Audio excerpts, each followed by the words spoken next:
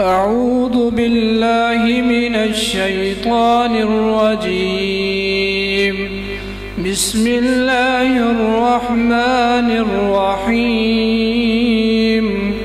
إن الذين قالوا ربنا الله ثم استقاموا فلا خوف عليهم ولا هم يحزنون. أولئك أصحاب الجنة خالدين فيها جزاء بما كانوا يعملون.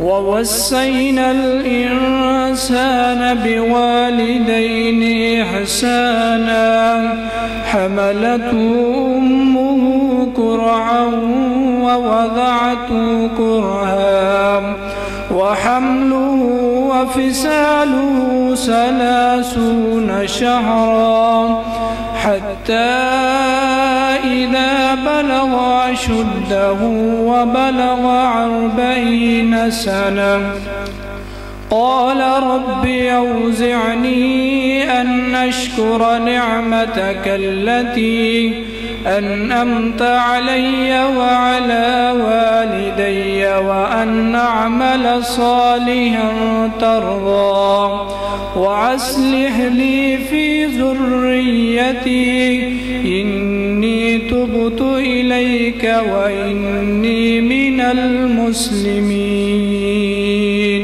صدق الله العظيم.